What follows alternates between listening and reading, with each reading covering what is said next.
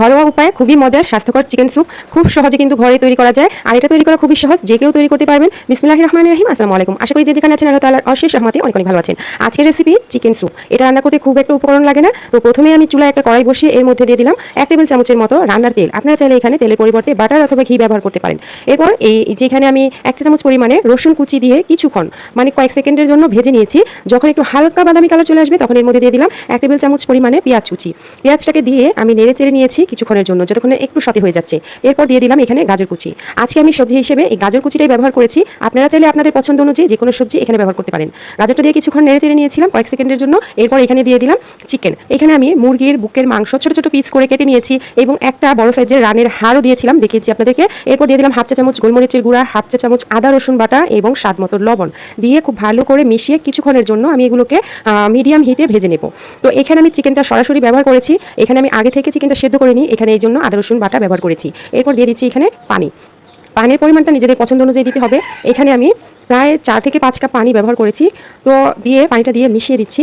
এখন হচ্ছে এর মধ্যে দিয়ে দিব সয়া সস। এখানে 1 টেবিল চামচ সয়া সস ব্যবহার করেছি। এরপর দিয়ে দিচ্ছি টমেটো সস, এখানে 2 টেবিল চামচ পরিমাণে। তো এখানে আপনাদের হাতের কাছে যদি চিলি সস থাকে, রেড চিলি সস, এখানে 1 টেবিল চামচ দিয়ে দিতে পারেন। তবে সবসময় চিলি সসটা হাতের কাছে থাকে না, এই সয়া সস আর টমেটো সস কিন্তু সবসময় হাতের কাছে থাকে। তো আমি এগুলোই ব্যবহার করেছি, দিয়ে মিশিয়ে দিয়েছি। এখন অপেক্ষা করেছি ফুটে ওঠা পর্যন্ত। তো এই যে পানিটা ফুটে উঠেছে, এখন আমি আরও 5 মিনিট জাল করে নেব। তো এরপর আমি এই যে একটা বাটির মধ্যে নিয়ে নিয়েছি কিছুটা পানি, এর মধ্যে 2 টেবিল চামচ কর্নফ্লাওয়ার দিয়ে দিয়েছি। তো কর্নফ্লাওয়ারটা দিয়ে খুব ভালো করে মিশিয়ে নিয়েছি। এখন একটা কাপের মধ্যে আমি একটা ডিম ভেঙে নিয়েছি। তো এগুলো ভেঙে এইভাবে মিশিয়ে রেখে দিচ্ছি। এই যে আমার স্যুপটা, এটা আমার বলক চলে আসার পরেও আমি 5 থেকে 7 মিনিট জাল করেছি মিডিয়াম হিটে।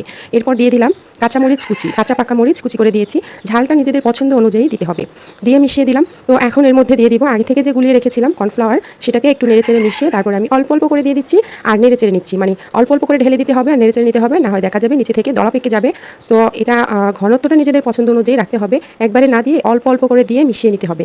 তো আমি এখানে পছন্দ অনুযায়ী দিয়ে দিয়েছি। এটা যখন আরও একটু জাল হবে, এটা আরও একটু ঘন হয়ে যাবে।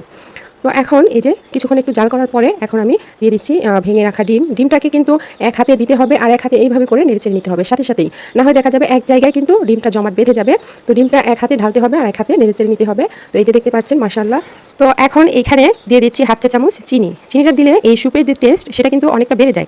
এরপর দিয়ে দিব সামান্য একটু লবণ, মানে লবণটা এই পর্যায়ে টেস্ট করে তারপরে কম বেশি করে দেওয়া যাবে। এরপর 1/2 চা চামচ কালো গোলমরিচের গুঁড়া দিয়ে দিয়েছি, দিয়ে তারপরে মিশিয়ে দিচ্ছি। স্যুপটা কিন্তু এখন একদম রেডি আছে। তো এটা ঘনত্বটা নিজেদের পছন্দ অনুযায়ী রেখে সব কিছু টেস্ট করে তারপরে নামিয়ে নিতে হবে। এই পর্যায়ে আমি চুলাটাকে অফ করে দিয়েছি। এখন এর মধ্যে দিয়ে দিব এই যে বড় সাইজের 1 টুকরা লেবু। লেবুটাকে চিপে রসটাকে দিয়ে দিলাম।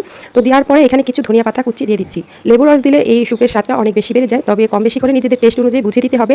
তো এই পর্যায়ে কিন্তু চুলাটা অফ ছিল। এখন আমি নামিয়ে তারপরে পরিবেশন করে নিচ্ছি। আর এই স্যুপটা রান্না করা যদিও সহজ, এটা খেতে কিন্তু অসম্ভব মজার। রান্না করতে খুব বেশি সময়ও লাগে না আর খুব বেশি উপকরণও লাগে না। এটা রান্না করে খেয়ে দেখবেন অনেক অনেক মজার হয় আর এটা অনেকটা স্বাস্থ্যকর। ছোট থেকে বড় সবাই কিন্তু অনেক অনেক পছন্দ করবে। ছোটবেলায় নানি দাদিদের দেখতাম এই মিষ্টি আলু দিয়ে টক বা খাট্টা তৈরি করে খেত। এখন তো প্রায় এই রেসিপিগুলো হারিয়ে যেতে বসেছে। বিসমিল্লাহির রহমানির রহিম। আসসালামু আলাইকুম। আশা করি যে যেখানে আছেন আল্লাহ তাআলার অশেষ রহমতে অনেক অনেক ভালো আছেন। আজকে আপনাদের সাথে শেয়ার করব মিষ্টি আলু দিয়ে টক বা খাট্টা তৈরি করার সহজ পদ্ধতি। এই রেসিপি তৈরি করার জন্য খুব বেশি মশলার দরকার হয় না, খুব বেশি উপকরণ লাগে না আর খুব বেশি সময়ও লাগে না। তো রেসিপিটা ঝটপট তৈরি হয়ে যাবে। আশা করি পুরো ভিডিওটার সাথে থাকবেন। প্রথমে আমি কিছু মিষ্টি আলু নিয়েছি, এগুলোকে খুব ভালো করে ধুয়ে নিয়েছি। এরপর একটা পিলারের সাহায্যে আমি খোসাটাকে ছাড়িয়ে নিয়েছি। এখন এগুলোকে এরকম একটু ছোট ছোট করে কেটে নেব। তো আপনারা চাইলে এই যে সেম পদ্ধতিতে কিন্তু আলুটাকে সেদ্ধ করেও রান্না করতে পারেন, তবে আমি এই কাঁচা আলুটাকে এইভাবে করে ছোট করে কেটে নিয়েছি। এরপর এই মিষ্টি আলুর টকটা রান্না করব। তো এখন হচ্ছে এই যে কাঁচা আম নিয়েছি। তো টক রান্না করার জন্য এই আমের প্রয়োজন হবে। আমি এখান থেকে 2টা কাঁচা আম নিব। আমটাকে ধুয়ে নিয়েছি, এরপর খোসা ছাড়িয়ে নিচ্ছি। এরপর হচ্ছে এগুলোকেও ছোট করে টুকরো করে নেব। এখন চুলায় চলে এলাম, চুলায় একটা হাঁড়ি বসিয়ে দিয়েছি। এর মধ্যে আগে থেকে কেটে রাখা মিষ্টি আলুগুলো দিয়ে দিচ্ছি। তো দিয়ে দেওয়ার পর এখন এখানে পানি দিতে হবে পরিমাণ মতো। এখানে পানিটা এমনভাবে দিতে হবে যাতে করে এই আলুটা খুব ভালো করে সেদ্ধ হয় আর যে টকের ঘনত্বটা ঠিকঠাক থাকে। পানির পরিমাণ যদি কম হয় সেক্ষেত্রে পরবর্তীতে দেওয়া যাবে। এরপর আমি দিয়ে দিয়েছি স্বাদ মতো লবণ। এখানে অল্প একটু হলুদের গুঁড়া দিয়েছি, খুব বেশি দেওয়া যাবে না, 1/2 চা চামচের মতো দিয়েছি। এরপর দিয়ে দিয়েছি 1/2 চা চামচের একটু বেশি মরিচের গুঁড়া, এটা ঝাল নিজেদের পছন্দ অনুযায়ী দিতে হবে। এরপর দিয়ে দিলাম 1/2 চা চামচ আদা ও রসুন বাটা মিক্স করা আছে। এরপর ঢেকে রান্না করব যতক্ষণ না আলুগুলো খুব ভালোভাবে সিদ্ধ হয়ে যাচ্ছে। যখন আলুগুলো সিদ্ধ হয়ে গেছে তখন আমি ঢাকনা খুলে নিয়েছি আর এটাকে একটা ডাল ঘুটনি দিয়ে ঘুটে নিতে হবে। এটা যে একদম ডালের মতো মিহি হয়ে যাবে তেমন কিন্তু না, একটু যদি গোটা গোটা থাকে সমস্যা নেই, তবে যতটুকু সম্ভব এই ডাল ঘুটনি দিয়ে এটাকে ঘুটে নিতে হবে। তো এই রেসিপিগুলো তৈরি করা কিন্তু খুবই সহজ। আগের দিনে যে রেসিপিগুলো থাকতো এগুলো কিন্তু একদম সহজ সরল, কম মশলা কম তেলযুক্ত, এগুলো অনেকটা স্বাস্থ্যকর। বাসায় একবার হলো ট্রাই করে দেখতে পারেন। যাই হোক, আমি কিন্তু ঘুটে নিয়েছি সুন্দর করে। এরপরে হচ্ছে আম দিয়ে দিলাম, আম যে কেটে রেখেছিলাম সেই আমগুলোকে এই পর্যায়ে দিয়ে দিয়েছি, কয়েক ফালি কাঁচামরিচ দিয়ে দিলাম। এখন এটাকে আমি জাল করব যতক্ষণ না আমটা নরম হয়ে যাচ্ছে সে পর্যন্ত, যেমনটা আমরা আম ডাল রান্না করার সময় সেদ্ধ করি সেরকমভাবে। তো এই যে আমার এই ডালটা কিন্তু একদম হয়ে গেছে, আমগুলো নরম হয়ে গেছে।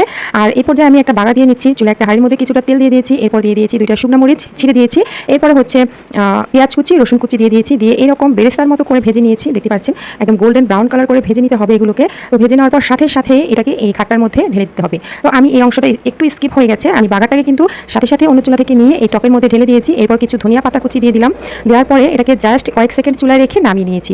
এই মিষ্টি আলুর টক বা খাটটা কিন্তু একদম তৈরি হয়ে গেছে, ঘনত্বটা নিজেদের পছন্দ মতো। এটা ঠান্ডা হয়ে যাওয়ার পর আরও একটু ঘন হয়ে যায়। এটা কিন্তু ভাত দিয়েও খেতে পারেন অথবা এমনিতেও খেতে পারেন। এই রেসিপিটা তো আমার হাজবেন্ডের অনেক অনেক পছন্দের একটা রেসিপি। আশা করি রেসিপি একটু হলেও ভালো লেগেছে। আজকের মতো বিদায় নিচ্ছি, সবাই ভালো থাকবেন, আল্লাহ হাফেজ।